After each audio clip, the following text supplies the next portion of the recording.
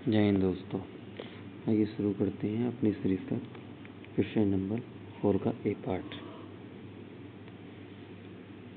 Find the length of shortest distance and equation to the line of shortest distance between the line. इतना ये दो line दी गई है और इनके बीच की शॉर्टेस्ट डिस्टेंस बतानी है और जो शॉर्टेस्ट डिस्टेंस आएगी उसका इक्वेशन बताना है। तो सॉल्यूशन स्टार्ट करते हैं। तो शॉर्टेस्ट डिस्टेंस का फॉर्मूला होता है लेंथ ऑफ शॉर्टेस्ट डिस्टेंस का, ये होता है d equal to A2 minus A1 dot product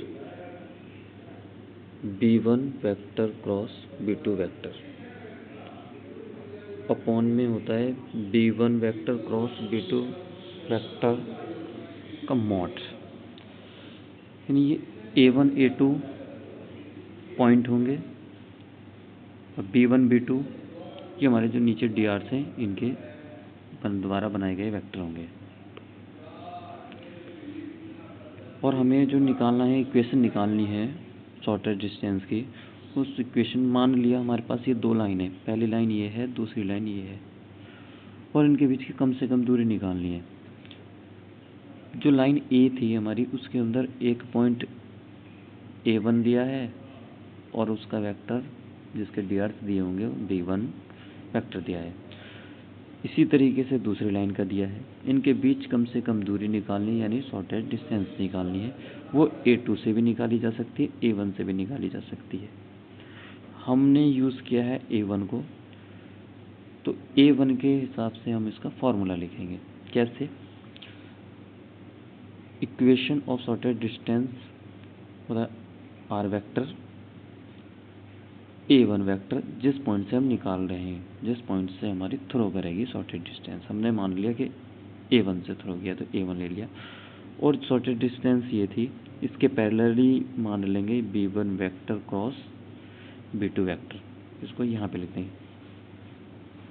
R vector के इक्वल में जो अलग लिखा जाता है वहाँ पे हमेशा पॉइंट आता है और यहाँ पे कोई भी आर्टिफिशियल कांस्टेंट गामा लैम्डा अपने मर्जी मुताबिक कुछ भी मान सकते हैं, उसके साथ हमेशा वेक्टर लिखा जाता है।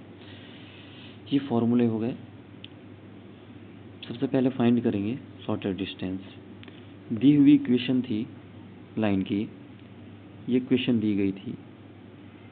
जो x में से माइनस होते हैं, ऊपर वाले टर्म में से माइनस होंगे, उनके द्वारा बनता है पॉइंट। हमने ऊपर वाले जो डिजिट है उनके हिसाब से पॉइंट बनाया। क्या? A1 vector. जैसे यहाँ पे x माइनस 3 है, माइनस जनरल इक्वेशन में भी होता है तो केवल 3 उठाएंगे, 3i कैप इसके साथ लगा देंगे, j कैप इसके साथ लगा देंगे, k कैप। सेम लाइन 2 में भी ऐसे ही बना लेंगे। यहाँ पे x माइनस होना चाहिए तो माइनस नहीं दिया तो माइनस इसके साथ ले लेंगे। ठीक है, इसी तरीके से A2 बन गया। अब A1 बनाएंगे। नीचे वाले जो DRs लिखे हुए होते हैं इनके सहायता से बनता है B1 वेक्टर। बना दिया, क्योंकि B1 इसलिए बोल दे क्योंकि लाइन फर्स्ट है। इसी तरीके से B2 बनाया सेकेंड लाइन का। ये दो वेक्टर हमारे पास बन गए, B1 और B2।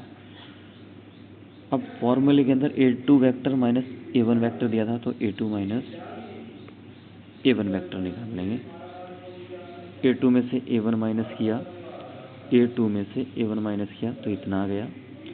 इसी तरीके से फॉर्मूले के अंदर B1 vector cross B2 vector दिया था, उसको भी निकाल लेंगे। यहाँ पे निकाल लिया है।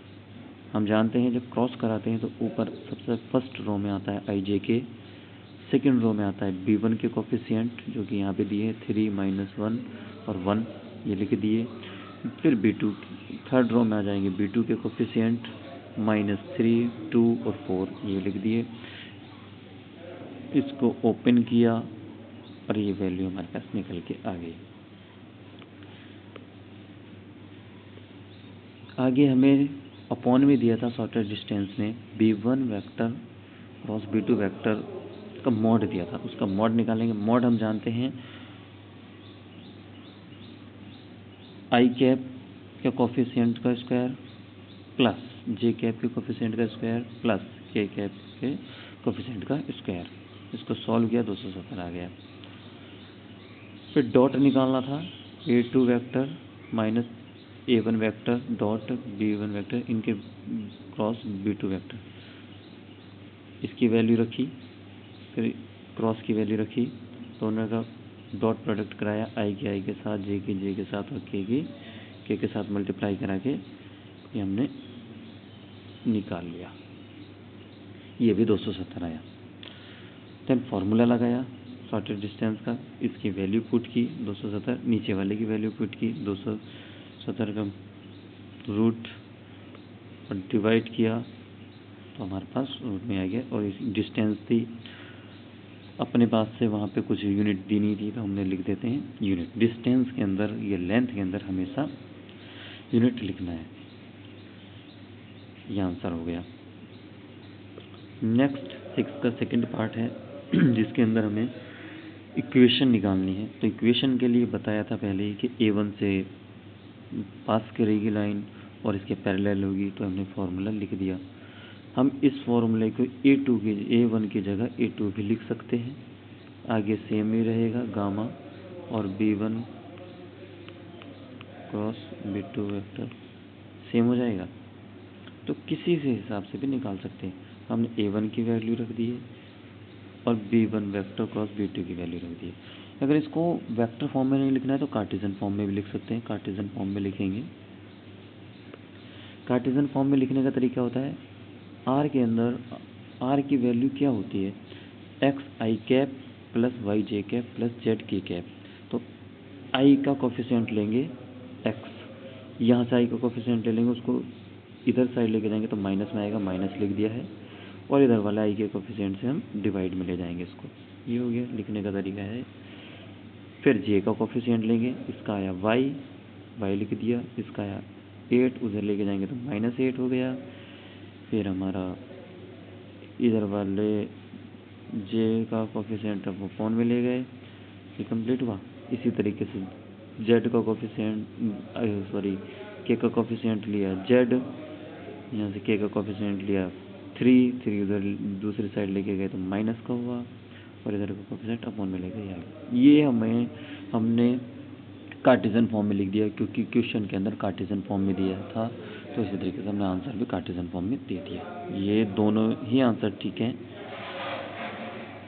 Thank you.